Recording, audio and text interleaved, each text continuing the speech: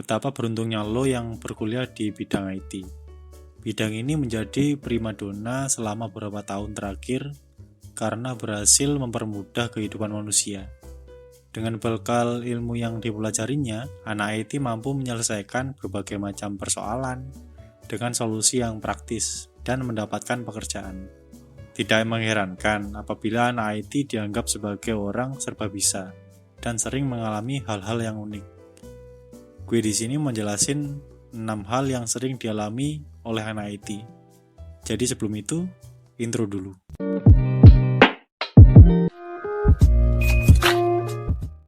Ya, yang pertama mendapatkan permintaan reparasi.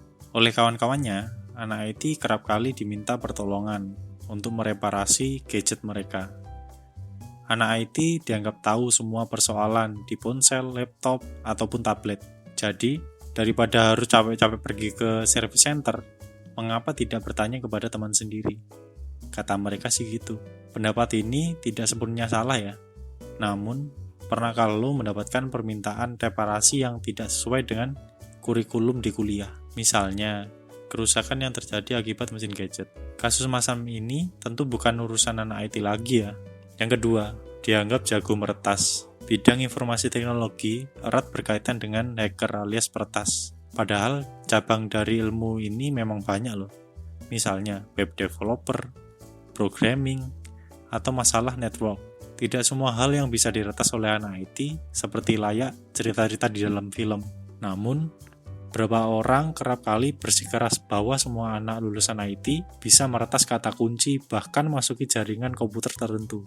Beberapa bos di perusahaan kerap meminta anak IT untuk melakukan mission impossible, alias hal-hal yang kurang nalar terkait dunia maya. Wah, ini adalah pendapat yang salah ya. Harus dibenahi lagi ya guys ya. Yang ketiga, stereotip sebagai makhluk nokturnal. Para mahasiswa IT sering digambarkan sebagai orang-orang yang hobi begadang untuk membuat program baru, meretas, atau mengoprek komputer. Memang sih, seiring dengan berjalannya waktu, para mahasiswa IT bakal sering begadang untuk mengerjakan tugas yang semakin sulit. Namun bukan berarti semua anak IT hobi begadang kok. Kalau sedang tidak ada tugas, anak IT juga akan istirahat seperti manusia pada umumnya. Karena untuk bisa mengikuti pelajaran yang ada di perkuliahan, mereka membutuhkan fokus yang tinggi. Dan yang keempat, dianggap doyan menyendiri. Selain dianggap suka begadang, anak IT juga kerap kali dianggap sulit bersosialisasi, berada di dalam kamar tertutup, menatap layar komputer, dan enggan berkomunikasi dengan orang lain.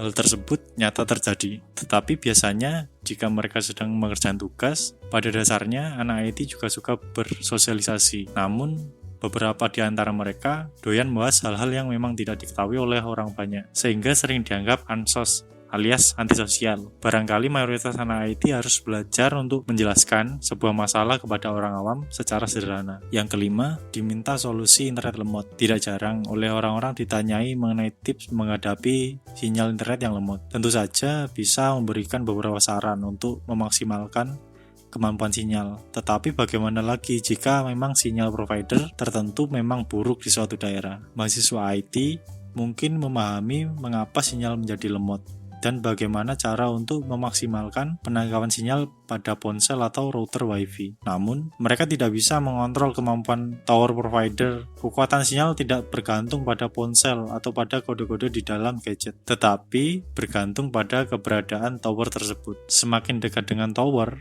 tentu sinyal semakin kuat. Yang keenam, dianggap gamer atau wibu. Ya, anggapan ini melekat pada anak-anak IT. Saking seringnya berurusan dengan komputer, ada banyak orang yang menganggap kalau anak IT itu sangat tergila-gila dengan game, anime, dan sejenisnya. Harus diakui bahwa ada banyak mahasiswa IT yang suka dengan game dan anime. Keduanya membantu mereka dalam belajar dan bisa menjadi cara untuk mereduksi stres akibat banyak belajar. Namun, tidak semua anak IT sangat suka dalam game atau anime. Banyak anak IT yang hanya bermain game sekedarnya saja atau malah lebih memilih untuk menonton film Hollywood dibandingkan dengan animasi Jepang. Yaitu dia 6 hal yang cuma dipahami anak IT. Jika lo ada pengalaman lain, silakan tulis di kolom komentar di bawah ya.